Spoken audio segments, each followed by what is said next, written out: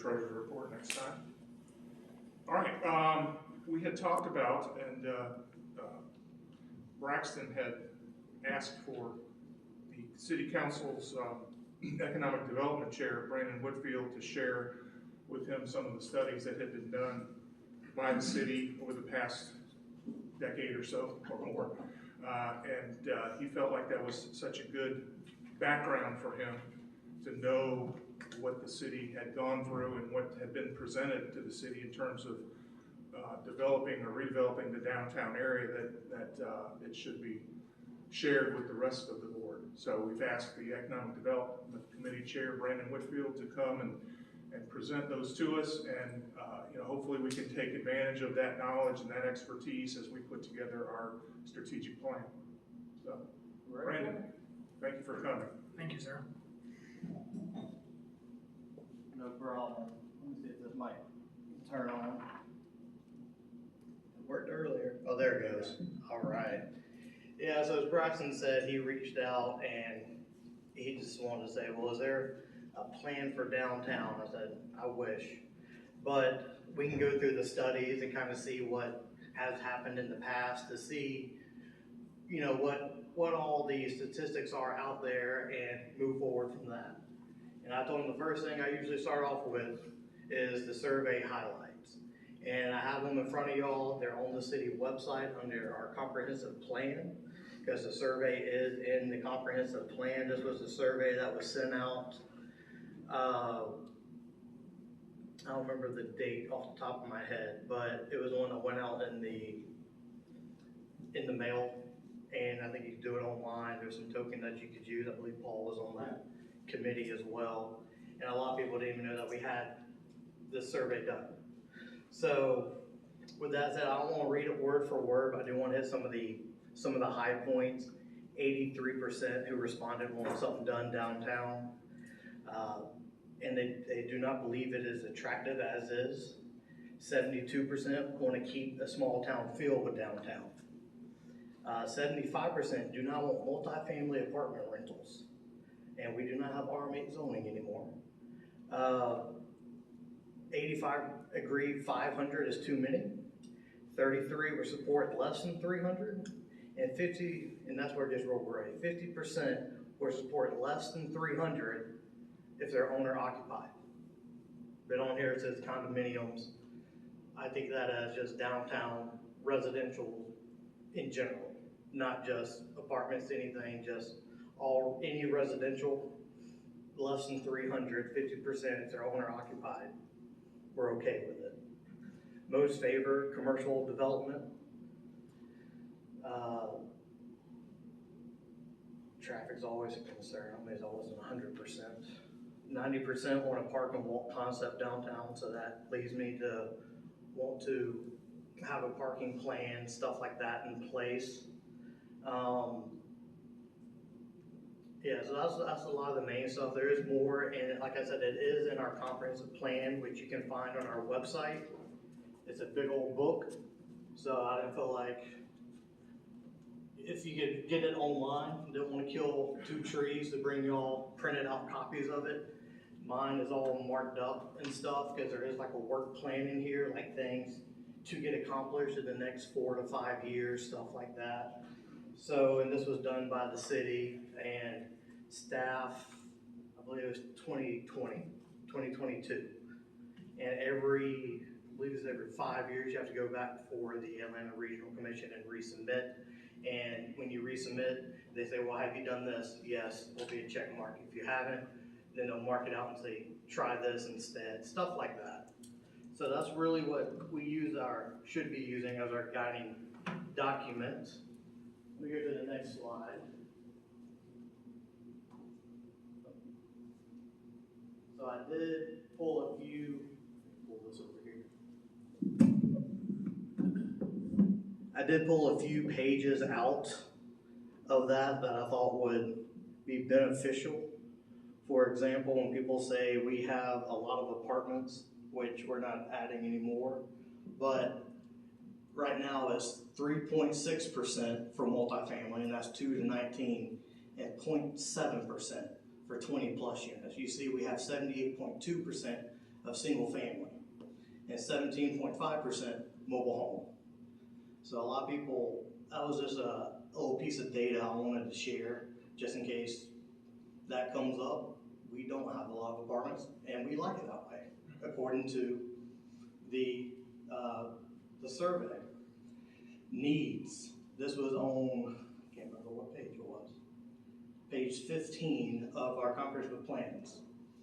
We need to incorporate new affordable housing in a way to conduct conducive to community's vision, facilitate gentle infill in the downtown area along Main Street, revise substance ordinance, utilize city-owned property to attract development in line with the vision. And what was this one I marked? Sometimes I mark things here, I don't remember what I marked half the time. Commercials and residential lining Main Street could benefit a former effort of preservation and rehabilitation of the city of Loganville. And added this in here. We want to inventory historic resources, which we do have the rock gym and the ag building. So obviously those aren't ever going to go anywhere. And it says reaching out to the Historical Society of Loganville and Walton County to preserve and put initiatives in place to help preserve. And explore creative ways for shared parking, which we'll get into that here in a little bit when we talk more about what is going on. So we've had some studies in the past. Two of the more recent ones was the LCI done by TSW Engineering in the Haddow report. And in the Haddow report, it referenced the TCW report. So I just put this report on there because it had the same data that I would have pulled from the other one. So going down this one,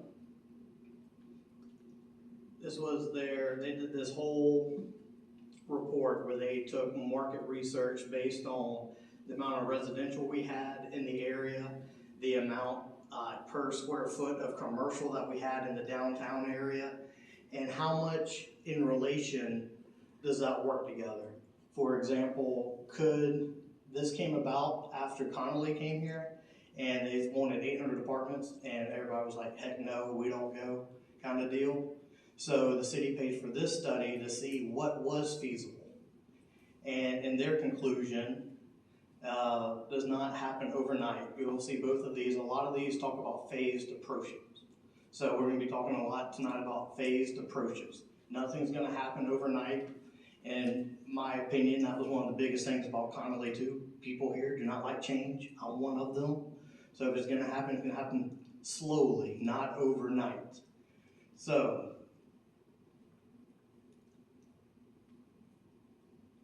they say the initial delivery of 15,000 to 2,000 square feet of retail. And they said this was on City Hall property, but it doesn't have to be. It could be comparable to anywhere on Main Street because it's the same 1 mile square. I don't know if everybody in the room knows, but a lot of times when you're talking about bringing in businesses and bringing in things that will attract people downtown, they talk about the 1 mile square radius. So if you put the pin right there at the Methodist Church or right there at the town green and you draw 1 mile around city, around there, that was what was in the study zone. And they also looked at incoming developments in Gwinnett County, what we already had here in Loganville, and they looked at a lot of it. I don't know if they could hit everything, but they got a lot. So keep that in mind, at 15 to 2,000 square feet. And this was their conclusion. Now let's take that word apartments out of it. Let's just use that in townhomes, put those two together, and that's like what, 214? So to support in their study 20,000 square foot of retail in downtown, that's about what they recommended we needed to support that in the square mile. They also talked about a hotel. Well, we can talk about that later if that's something y'all want to talk about, but they also have in here, well, theirs was 12 to 15 actually with that. I rounded up to 20,000, but you'll see why here in a little bit. But you know, we have to look at the lease rates and all that, because this was all done like 2021-ish, you think, Skip? 2020? Long before the rents went out crazy. Yes. So I just looked at their numbers when it came to what we can support and what it would take, because a lot of these businesses don't survive just on weekend. Am I right that y'all do a lot of big business on the weekend and not very much during the weekdays? And when it goes to people that live in a walkable community, tend to walk more and say there is something in a walking, we need to make it walkable. I'll just say that right now. People can walk places to, say I live right next to your restaurant, I'd be there all the time, let's be honest. I live 2.5 miles away, I go, what, I think I've been like 3 times now. Really good shrimp and grits, by the way.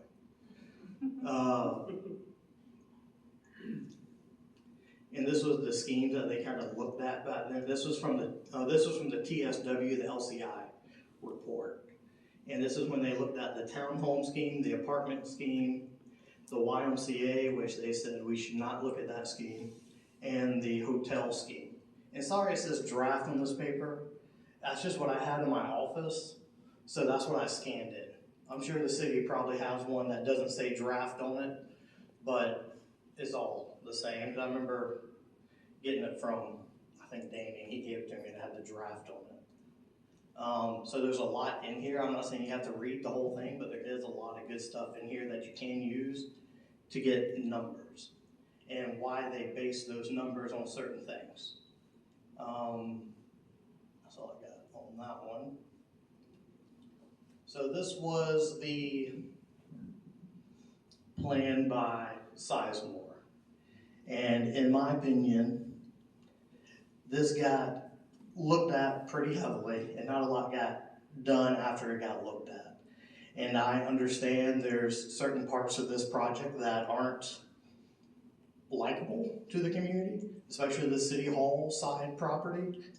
But as we talk about phased approaches, that's where we can start working on some of this plan now based off the numbers that we have. Because the key findings and conclusions of the TSW and the Haddow study, Loganville downtown can support 15 to 2,000 square feet of retail with additional 214 units of residential living within the downtown area, with the citizen survey saying 75% are against multifamily rental apartments. That leaves us with approach of smart growth development, and we're talking like large homes, like the ones that got approved on Covington Street. That is a part of the plan. So say you're gonna take the number 217 minus 6 or 7 from that one. Say another one is courtyard or side yard homes. Let me show you some examples here. I don't want to scare people saying these terms and they think, like, here's cottages. That was what was proposed by Connolly, not Connolly, I'm so sorry, get that word out of my brain, by Sizemore to go down 254 Main. And they proposed 6 of these going down the street. And a lot of times if you look, you'll see these cottages, they have a shared driveway on the back. So it's not a lot of curb cuts coming out, running people over, you know, when they're backing out of their driveways, stuff like that. It brings them a little closer to the street, big porches, stoops, stuff like that, to encourage a good walkable downtown area. ADUs, that is an accessory dwelling unit. That's not so much you go out and build a tiny house like this. This is more so, say, a house. Say there's a house. I'm sorry, I'm not gonna pick on you, Melanie. Say Melanie's house was there, and she wanted to build a living unit in her backyard to rent out to make extra money on to pay her house note. That was something that we'd have to put policies in place to allow that. So they might be rentals, but it's owned by the homeowner. We have a lot of large lots downtown. And we have a lot of large lots. If they do get big homes built on it, this could be a strategy that they recommended that could be utilized to help increase some living downtown. Like, But that's not something that, you don't just go in and just put ADUs. Because ADUs is actually a term to accessory dwelling unit. So it's not the main residence, but the granny flat or the 2-car garage with the upstairs living behind the house. the in-law suite, like almost about, I think Walton County permits 1,000 square feet or something like that. It's kind of like that. Mm-hmm. And we, and this is one of the things that we could always play with the size. For example, I know we can do this in our zoning now. Not saying I've done it, but I do have a 2.5-car detached garage in my house. It's connected with a breezeway because city code is you have to have it connected with the roof, so it looks like it's a part of my house, but it's really a detached garage because I have too many cars. Well, if you ask my wife, that's what she says. I don't think I have enough. But upstairs is my office, and I have about 750 square feet of an office upstairs with a bathroom. Now it's already wired for a kitchen, like I had to put in a big panel anyways. It doesn't have a kitchen up there. But say it did have a kitchen, someone could feasibly rent out that building and live there. So that's kind of what an ADU kind of is talking about. Oh no, I went too far. Play from the beginning. Because some of these pictures I scanned from a book. Alright, so another one of the housing units that they talk about in smart growing is about like what Grayson did in their downtown with the rail yard. So they have the rail yard, it looks really good and everything, and you take a left right there by the Ace, and they call them brownstones, and they are large homes, but they are connected. They are, I believe, 2,000 to 2,400 square feet.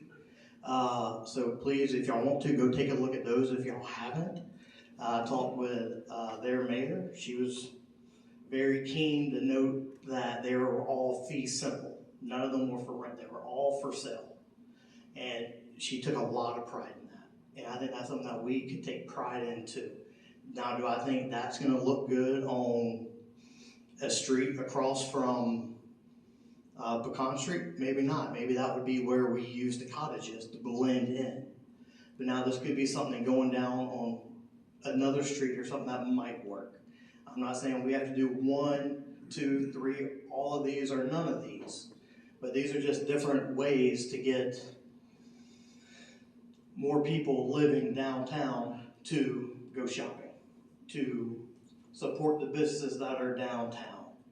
And these are side yard houses, courtyard houses. Now, I know it was a hot topic for a while on city council, and I get it, it's tough. This is kind of like with the Line Street project, if they ever build that, would be like a side yard house. And it is in the 1 mile square. And it's RM4 in our zoning, that's what they could look like, something that's walkable. I will say we changed that ordinance already to be rear loaded. So it will be, I don't think it's on that property unfortunately, but any other ones that do come, they will be front loaded or walkable, accessible out front, not cars everywhere out front. So that's a lot of that, and that is a lot of the science and statistics that make the Sizemore plan workable. I'm not saying it all gets done tomorrow. I for dang sure don't want it all to happen tomorrow. But say we take our lowest hanging fruit, concentrate on that. I know there's probably going to be some disagreement on this, but I think the lowest hanging fruit is 254 Main, that empty lot. And we work down the street.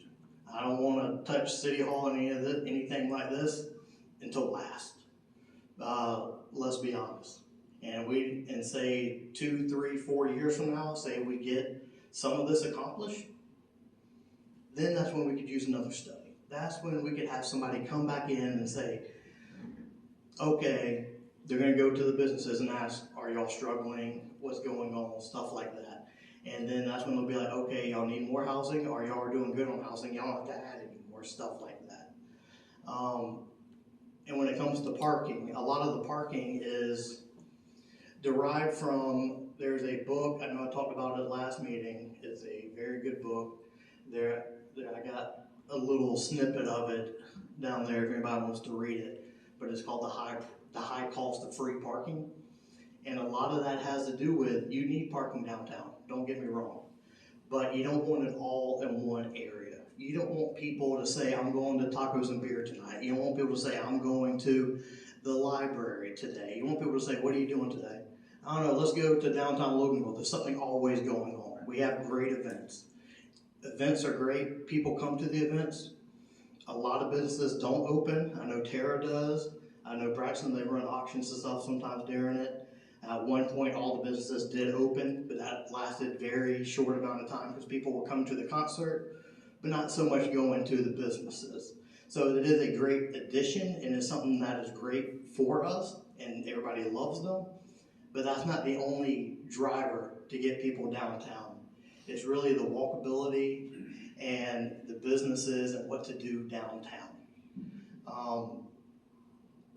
So with that said, like I say, we have a good many amount of parking right now that the city owns around the old city hall, the health department, behind y'all's businesses on that side.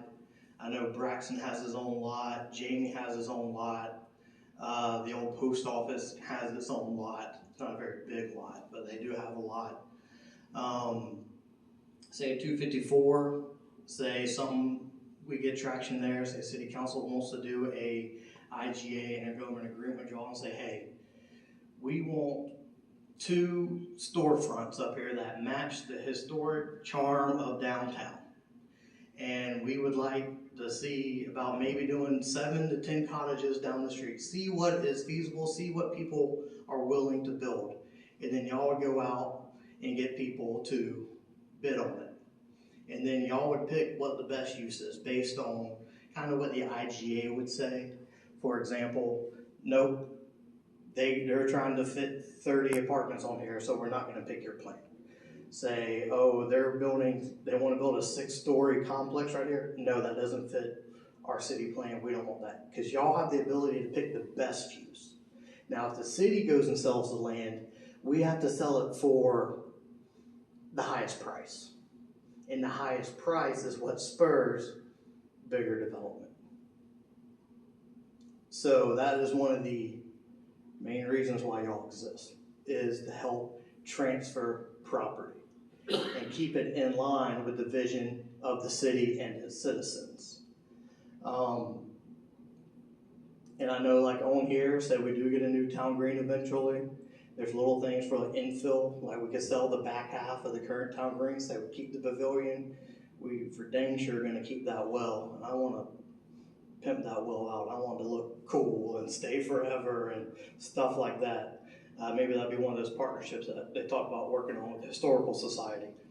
But the back half could then be a rooftop restaurant or something, overlooking more stuff.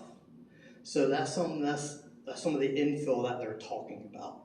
It's not so much just, it is filling in dead property like the old bank, but it's also looking at what land we have available and seeing what the best use for that land would be, not just monetarily, but for the citizens. And that's where y'all can do a lot more than the city could do, selling it to the highest bidder. And like I said, by the time we get done with, say we get down past the library and stuff like that, that's when I would think we would need a new study that would then specifically look at this property that we're on right now. And then that would be like, what do we need? Because by then, we might have more homes pop up for sale.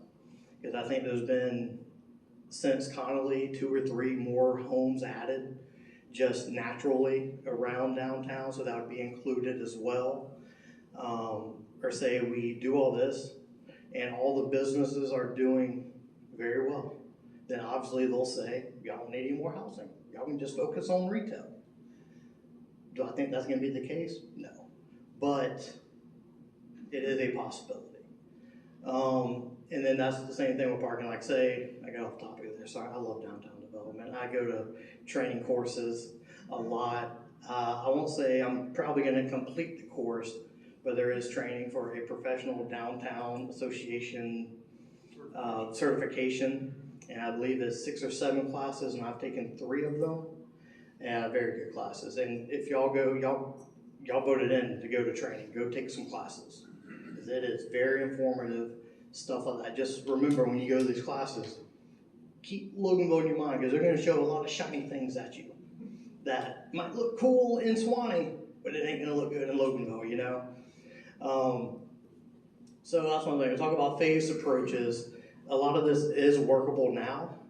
I don't see this ever completely being done, at least not for the next 10 or so years. But maybe in the next 2, 3, 4 years, we could get 254, obviously the library, maybe a town green. Maybe we could talk about some infill stuff. But we still have plenty of time before we gotta talk about the big property. And by then, hopefully, land prices and stuff go up. So if we do decide to do anything here, we'll make even more money for the citizens. I do want to a little quick comment about the hotel. I don't know if we even talked about this in the meeting. I've been watching a lot of CNBC, and they have this one show called CNBC Make It, and they turn old schools like this into living units. And they also turn old schools into this, like they could possibly do a hotel. I don't know. But that's just something way off in the future, but I'm always on the lookout for good success stories to see what could be. I'm not saying they're all successful, but please do always look at that. The survey highlights first, and the book that I reference a lot, I believe Dana has one, is the Smart Growth Manual. It's not really like an actual book. Well, I mean, you open it, it does break. But it just gives you little highlights that you want to know more about. Passages and paths. It has a little snippet on it, and it tells you where you can go find more about it. Stuff like that. What did it cost you, Dana? Like, was it $15? $7. Used. So it's just a little helpful guide. And everything in here obviously isn't for Loganville, because it talks about parking decks and the stuff that we're probably not gonna need to talk about, but it does have a lot of general good knowledge in it, and that's why I've been basing a lot of stuff off of as well. On the council's end, just to bring y'all up to date, I know a lot of y'all probably already know this, but council was okay with having me and our attorney Paul, also y'all's attorney, look at our downtown overlay. If y'all don't know that, please go on the city website, go to Municode. You can just type in the word box, downtown overlay. It comes up. Familiar yourself with it, because we are going through the 7 steps of Jeff Speck, who wrote this book and a bunch of it. He's kind of like the guy, the guru of downtown. I believe I sent y'all a reading list and a bunch of other stuff too that would be very helpful knowledge. So if you don't make all the trainings under, you'll have to do that one, but y'all could do utilize some of those free trainings as well. And really, that's all I have. We did watch a video. I guess I can explain it, and I can send it to y'all. But it was all about creating a sense of place. And creating a sense of place is placemaking. It's, like I said, you don't want to say you're just going to Tacos and Beer. You're not just going down to practice. You're not just going down to James. You're going to downtown Loganville. And how to create that feeling. And it talks about varied roof lines, stuff like that, pedestrian friendly. As you'll see, like for example, one of the things that we're going to possibly look at in our downtown overlay, which is in my pile of papers here. Ours was actually pretty good. I went through a training course, and we just took random cities from around Georgia and marked up their overlay districts. I love downtown overlays. I think it is necessary to really get a master plan for the city, because everybody who touches a new piece of land, new development, has to submit a master plan to get approved. It's not just like every other place out here, and it has to fit the system, and it is a detailed system that they have to fit. But like, for example, contractors' offices are on the prohibited uses.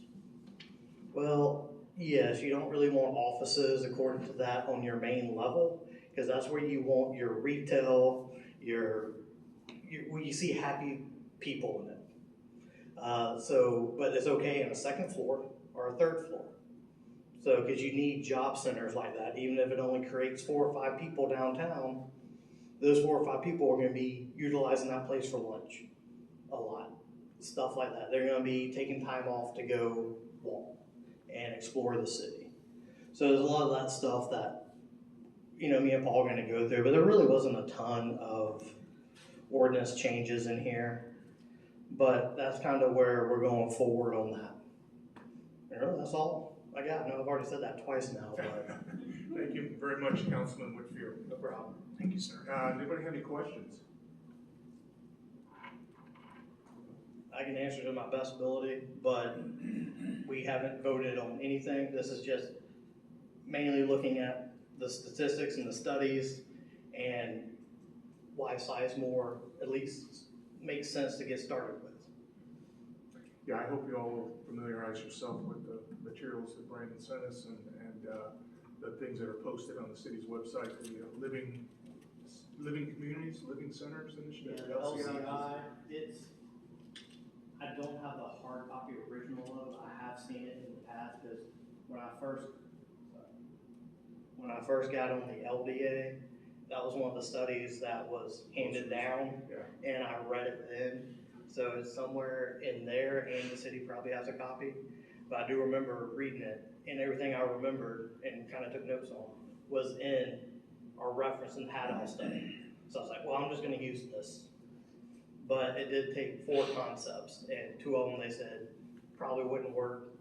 Y'all should focus on these 2. Yeah. So. Okay. Again, thank you very much for being with us tonight. No problem. I think you mentioned this, Brandon, but just to reinforce, the things they built over in Grayson, the brownstones, it was interesting because it's obviously they've been studying things as well. It did have, and I think you mentioned they had the back alleyways, and it had trash pickup available there. The garage openings was in the back, and there were a lot of other cars there, but they were all in that back alleyway. Nothing was out front. It's just unique. I don't know the size of those, because I haven't seen the plans, but just driving through there, those are some large square feet buildings. Like, each owner has a big, because the thing about having housing in different types of houses, a different mix of housing, is maybe not everybody wants the half-acre yard to cut. Not everybody wants the, big home, even if it is a big row home. They might prefer a cottage, stuff like that. So that keeps us more competitive in the long term, because, they're eventually gonna sell and turn over and stuff like that.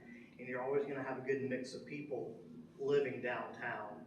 I know, Dana, you're a little different because your son just moved back in with you. But I know, like, a lot of my friends, a lot of people that are like kind of mine, and Braxton's younger than me, but kind of our age, they've kind of already moved to places that are walkable and stuff like that. They would prefer to live here. But if they're gonna spend $500,000 on a home, they're gonna go spend it, even with those less square feet, they're gonna go move off elsewhere. And then eventually, once they have kids, their parents are gonna move near them too. So that's something to keep in mind when talking about the different housing types. Councilman, to your point about Grayson, I don't know where they ended up landing, but I was involved in the initial conceptualization of some of that plan. And those units were supposed to be somewhere in the neighborhood of 1,800 to 2,000 square feet. Yeah, I look at too, because they also all have garages. And me and you talked about too at that one point. I mean, we talked about the lifestyle, different progressions of life. So we were talking about the other day, especially my generation. I mean, everybody, things are expensive. Things are a lot of money right now. A lot of my generation can't afford a $3,000 a month house payment. So I'd rather, me and my wife have no kids, we have nothing. If I had a 1,000 square foot cottage, I don't want to live in an apartment. I don't think a lot of people want to live in an apartment. But I mean, a 1,000 square foot cottage downtown where I could walk around would be great. Paul might like a 1,000 square foot cottage downtown. There's other people that, as time progresses, you might need the bigger houses, and then I might live here, sell to somebody else who might be 2 generations older than me. But we can both enjoy that same lifestyle with a lower payment, but still a beautiful cottage home instead of just building apartments. And I think that's the biggest thing I think a lot of us on this board agree on. Small progression, beautiful homes, cottages and things like that. High quality, but also affordability is a part of that. Yeah, I'd be careful with the word affordability, because when you start saying that, people thinking of, other stuff. I just say more relatively affordable for people who want to choose to live downtown, because there's different options. Comparatively. You could get the $300,000 row home, or you could go get the $500,000 home, or possibly, I don't know how much a cottage would cost, but let's say it's $250,000. I doubt it's gonna be that low, but they would have that option. People that want to be in our community and support businesses like R3 and continue to pour into the community. Yes, and not to get too deep into the history of it, me and Skip sat through a lot of these meetings about the missing middle, and that's really what I think should be focused on, which is what a lot of this is. Because for a long time, America only built 2 kinds of buildings: single family and apartments, and nobody built in between. While back in the day, when cities were first getting started, they were building duplexes, triplexes, stuff like that, but they weren't. But after a certain time, there's a lot of history in it. So there is a big demand for that missing middle.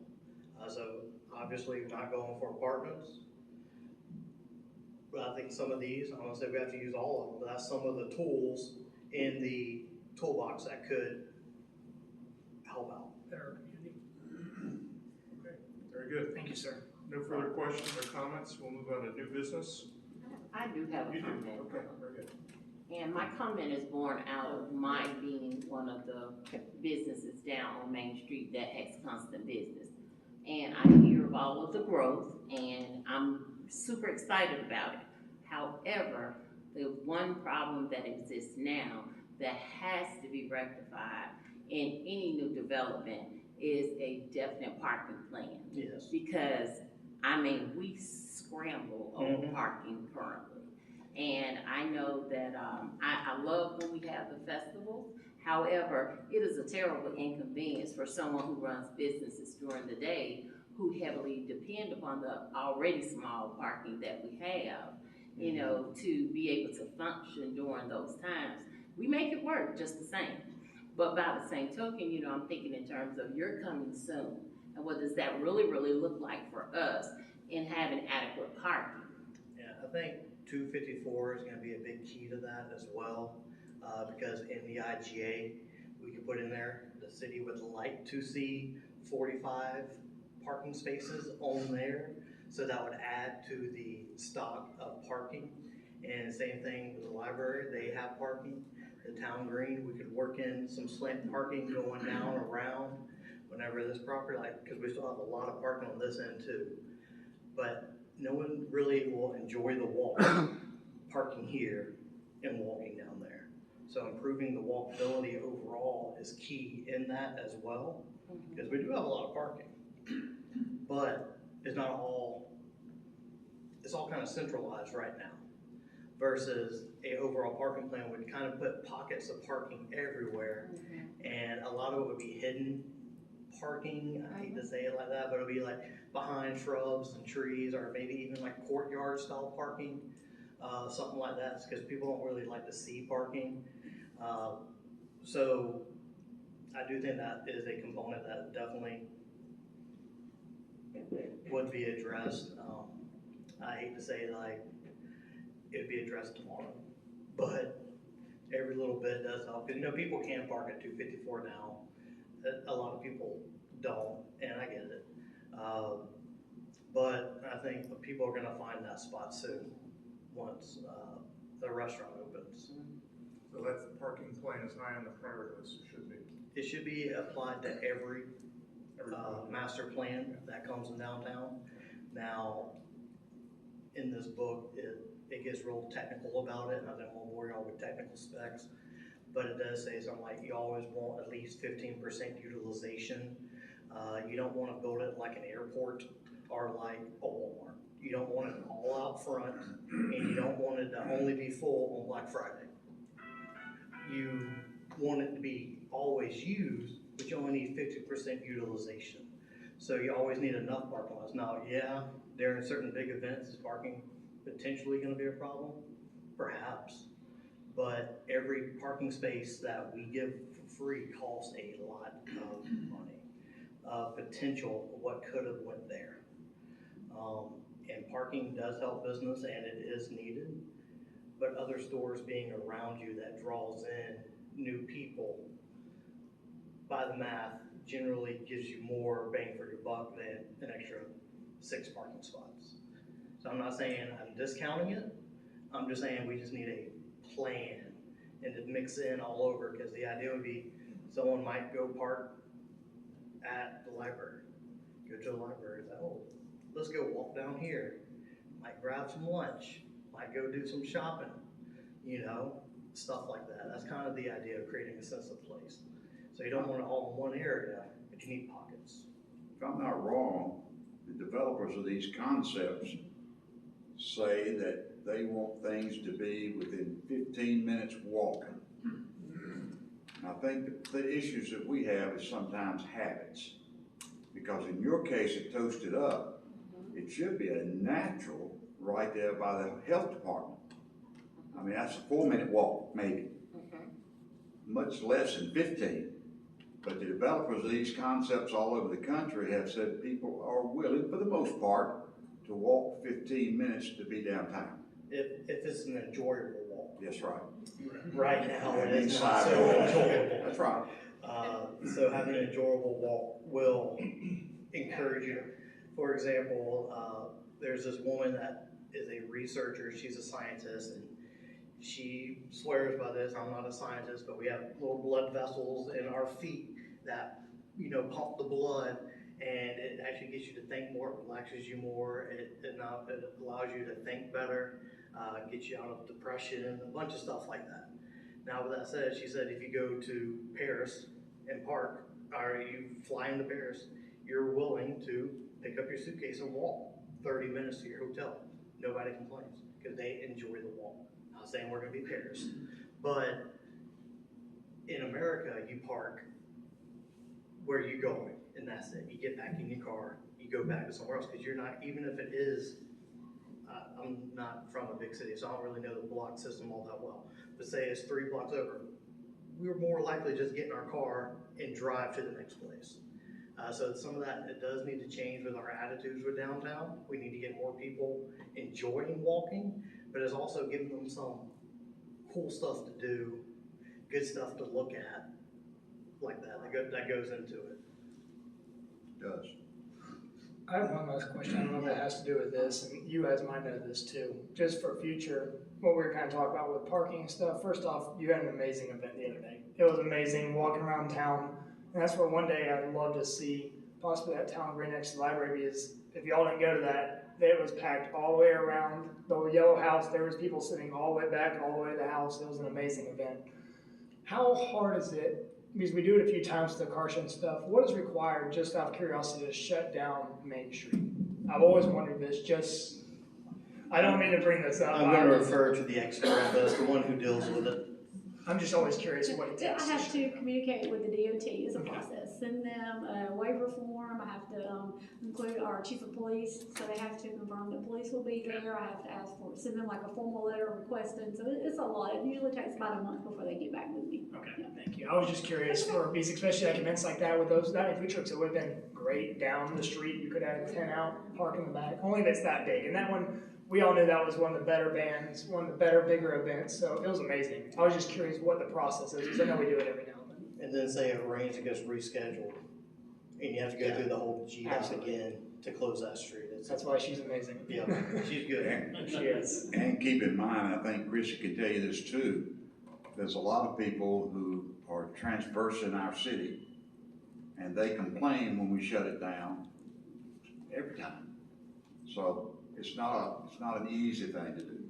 No, it would allow you to close it down to a certain amount of time. I appreciate it. I was just always curious what that took, and I knew you would know. Thank you. All right, good discussion. Thank you very much. Let's move on to new business then.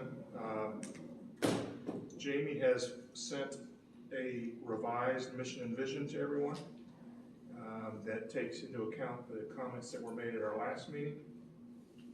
You want to say anything about that? Yes, sir. All of you know that I tend to subscribe to the idea of plan the work and work the plan. And I think that as we are really getting our feet up under us, and again, thank you, Councilman, for your presentation, but as we're seeing these things, we need to kind of know who we are and what we're doing and why we're doing what we do. And so you all saw my first draft, my first attempt at this, and gave me notes and things that you thought were important to have in our mission and our vision. Our mission being, why do we exist and why are we even here? And our vision being, what do we see ourselves doing, in the relative immediate future. So I sent this all to you this morning, Friday morning. And hopefully you've had a chance to see it, but I'll read it for you. And these have not been voted on, but when this is all over with and we've had a little discussion, it is my intention to ask for an approval on a vision and mission so we can go ahead and get that out of the way. Proposed mission. The Loganville Downtown Development Authority will champion the ongoing development of a welcoming, business-friendly environment while maintaining the unique personality that residents are familiar with. We will do this through stimulating and sustaining responsible economic development within downtown Loganville via collaboration with businesses, citizens, and civic entities in order to brand, revitalize, and promote the city as a destination for both healthy business and residential use, a place to live, work, shop, invest, and play. Okay? Do we want to talk about these individually, or do we want to go all the way through and does anybody have Anybody have a thought on that position? Okay, why don't we go ahead and read both of them then? Very good. And the proposed vision, that the Downtown Development Authority will be a catalyst toward reintroducing a sense of positive energy to maximize the downtown area, supporting a vibrant business district that meets the needs of local residents while paying homage and respect to the history of the city, preserving its small-town southern identity. This in turn will enhance civic, culture, and economic vitality of the surrounding community, creating a thriving downtown atmosphere in the city of Loganville. So, my thoughts are that we are the organization that is the pushing force for a lot of these things that may end up happening. Some of those things may be dictated by council. Some of those things may be brought to us from the citizenship. Some of that may be brought to us by the local businesses. And we take those things and we massage them, figure out what needs to happen, what legislation or things need to happen at the city level, come back, and then we put the plans together in order to make those things happen for the businesses and citizens of Loganville. So does anybody have any input or thoughts about these statements? Okay, that hearing none, I'd like to move that we adopt this mission and vision as our organizational mission and vision. We have a motion from Jamie Dempsey. Jamie Tover seconds. Any further discussion? Hearing none, all those in favor say aye. Aye. Aye. Opposed? Same sign? All right, they pass unanimously, I believe. All right, very good. Let's move on to the next item then, which is the Downtown Development Authority's website. Jamie and I met with Christy and Kyle, what's his last name? McKenzie, a couple weeks ago to talk about how we would integrate with the city's website and to ask if they could give us any support for maintaining our own, and we were perhaps a little bit surprised and very pleased that the city has offered to develop and support a web page for the Development Authority. As I learned in that meeting, websites are designed much differently now than they were when they first came out. The website now is typically one long page that has links that will take you to the part of the page that addresses what you're looking for. So they're much easier to maintain. And so I asked Jamie to think about what would be on that website, and he's here to report on what he has found and what he recommends. Thank you, Dana. My recommendation is that first and foremost, we put our mission and our vision up there so that people know who we are and what we do. But then we would also have information about each of us as the authority members, that including some contact information as we start to kind of develop and we figure out who is championing certain projects and dealing with certain aspects of what we do. We can divide and send people to the right person. I think that we would also, one of the big things, if you've taken a look at what is currently the Loganville Development Authority's website, one thing that I am fairly adamant on is the Loganville Business Toolbox, which is a set of resources for businesses. A lot of it is links to other organizations. Where do I go to get zoning? Where do I go to get my business license? Where do I go to, answers a lot of these different questions. How do I get in touch with SBDC? How do I get in touch with, the SBA? Different things that are important to businesses as they're trying to navigate. Okay, I'm Jamie Dempsey and I want to come to Loganville and put a small business here. Now what?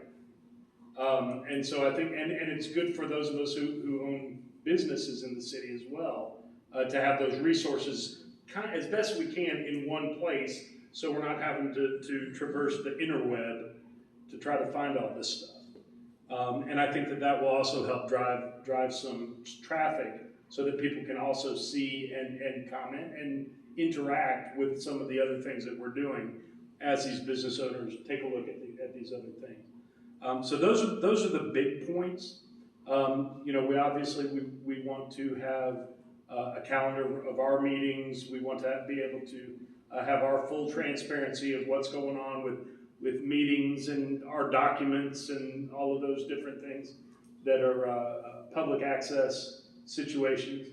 But those are the main ideas. And in this week, I'll be sending Kyle, and I'll CC you, Christy, if that's okay, to get him kind of that direction. And if he needs individual files, some of the images and things, he can either get with me or he can pull them off of the LDA site, if that's okay. But I'll answer any questions about kind of where we're at this point if anybody has any. I don't have any questions, but I think we started this in the LDA, this conversation. I don't think your website's going to get traffic unless we have a social media presence. We have to have a DDA social media presence. Oh, I That's totally where agree. everything starts. So if we're wanting to drive people to use the toolbox and we're wanting to, I think you need to simultaneously get a Facebook, Instagram, even maybe a TikTok for younger people who are going to be in the city. But we have all ages of people, but I remembered this meeting because one of the city council people posted on Facebook today, and I said, oops, I better not miss that meeting I'm going to tonight. So use of social media, especially as someone who runs a business completely. I cut every bit of advertising except for social media.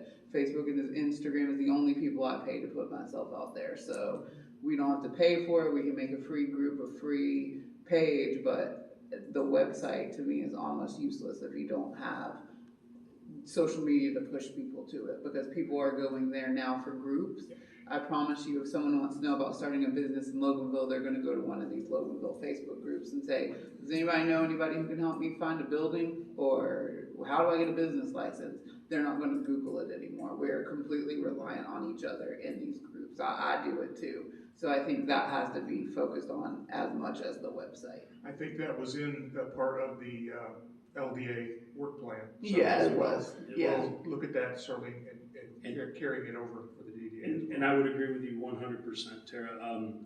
You know, when I give these kinds of talks to business groups, I use the analogy of a spider web, and some of you have heard me say this before, but that first you determine what the center of the web is, where the spot, where the spider is what do you want to happen? Do you want a phone call? Do you want action? Do you want somebody? Do you want a like on your page? What's your end game? What do you want to happen? And then you create the webs, the strings of the web that lead to that center. And you're absolutely right that there's not just one string to that web. One string means flies go past that web altogether.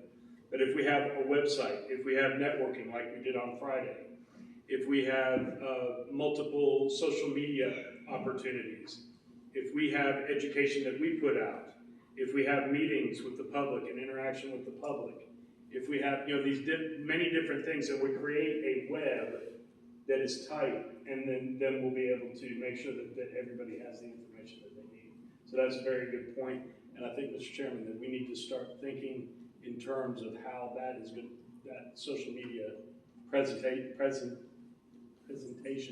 is going to happen, and who's going to supervise that situation. Yeah, well, hopefully we can get to that pretty soon once we get back on strategic planning and putting together a work plan. Yes. And assign some tasks. Okay, then if there are no further questions. Can I just ask? Yes, sure. Since we're going with the city on the website, the city already has social media accounts. Does the same person that does the website do the city's social media accounts also? Our local information officer handles our social media.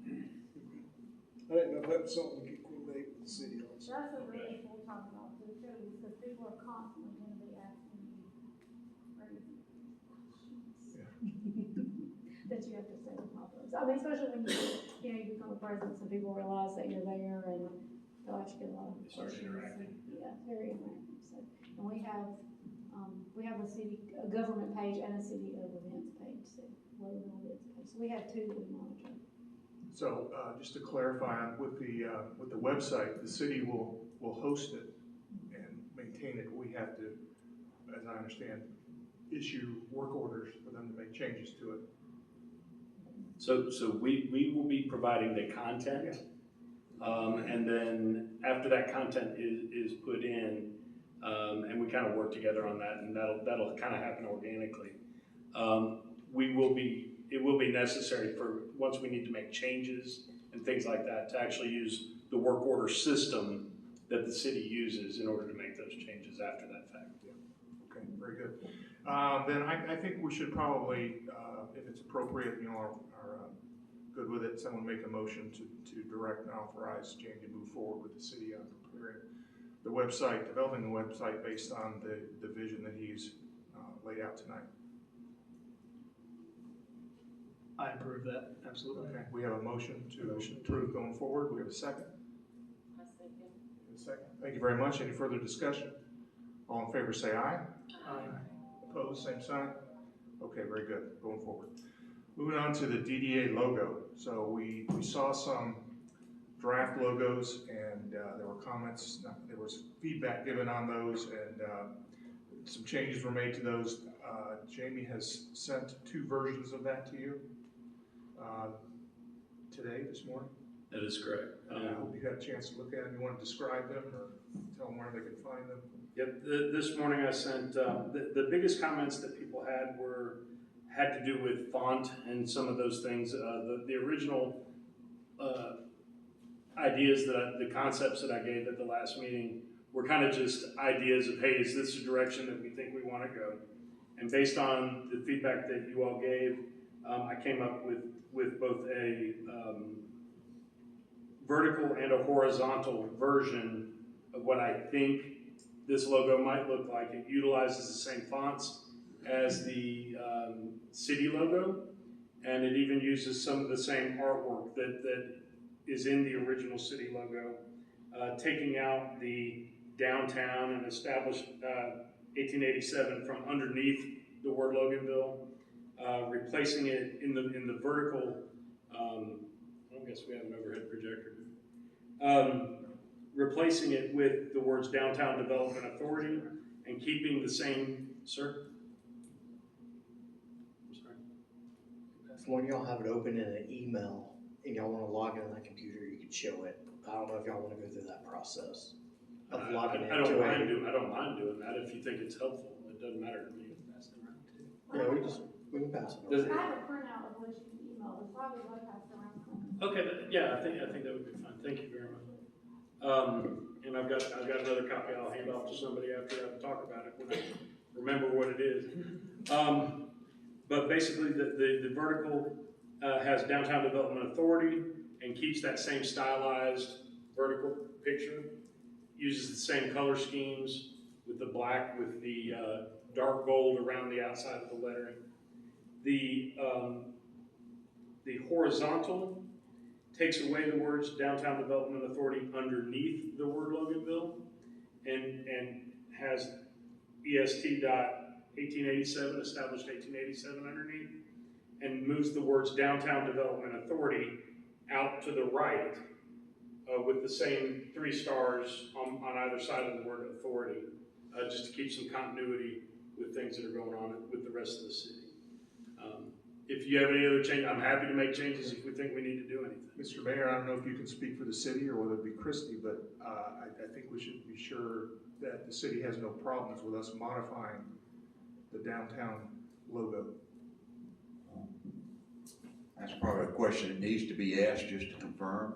I actually already spoke with Mr. Roberts about it today after your email, and he said that it was fine either way. Okay, Yeah. very good. Good. The logo's not copyrighted, so, I mean, he was fine with it the way that it was. Wonderful, thank you. Anybody have any questions or comments? Did Danny say how much it would cost the DDA to use license his thought process? License the artwork? Mr. Chairman, I suggest that we copyright this tomorrow, and then we'll sell it back to the So city. back to the city. Jamie did a great job. I think we will use both of them in different situations. I can use the long one on the top of our headers for the minutes, and then there's other things we might use, tags or Right. name tags and stuff, and use the other one. So Letterhead. letterheads, you did a wonderful job. Thank you. Any other comments? I think it looks great, so love it. Okay. Yeah, we, for those of you in the audience who might not know, the DDA hosted the city's morning mingle business networking event on Friday morning. And 6 of the DDA board members were there. One person was not able to make it because of the issues that always crop up with running a business, but I know we all had good intentions there. And it would have been nice if we had name tags and business cards to hand out. I don't know how many times I've asked for a business card, but the Ironetta will be hosting the morning mingle in September, and perhaps we can have those done by then. So I think I'd like to hear a motion to accept the logo and ask Jamie to prepare some mock-ups of business cards and name tags. I will motion to approve. Okay, we have a motion. We have a second. We have a second from Mr. Lee. All in favor? Any further discussion? If not, all in favor say aye. Aye. Opposed, same sign. All right, we'll go forward on that. Mr. Chairman, that being said, if we'd like to have these things ahead of the next, yeah, well, no, and that's not a problem. But I think we should go ahead and approve funds to go ahead and produce those items. And so, which means we need to determine, how many cards, and do you need a separate, it's similar to what we did in the past, where the chair had personalized cards, and the rest of us basically we can write our name on a generic card situation. I can ballpark those prices, pretty closely. Is everybody okay with a generic card that you write your name and phone number on and give it to someone? We're gonna save money that way. And I think with that, then that means we need a non-glossy Correct, card. that is correct. Okay. And what is your best guess on what those things might cost? You had done that before, costing out for the ODA.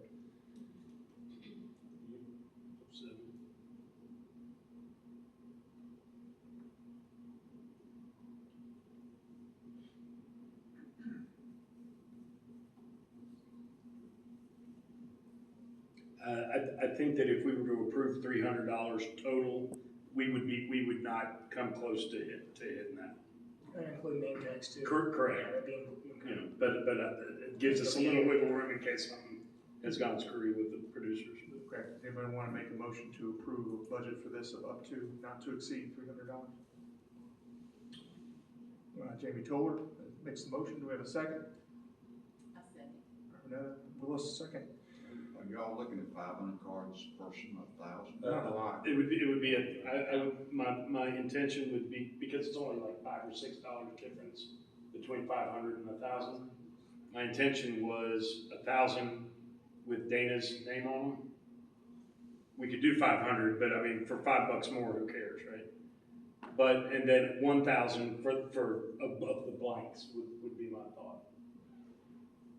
And those come in right at $60 a 1,000, plus or minus $5 or $10. Okay. Any further discussion? All in favor say aye. Aye. Opposed, same sign. Okay, we have a budget. Anything else, Jamie? No, sir. Thank you. Okay, thank you. Then let's move on to the next item, public comment. Does anyone from the public wish to make comments to the Development Authority? If so, we can come up to the podium and get a mic. I'd actually love to get some feedback from you, just kind of steer where we're headed.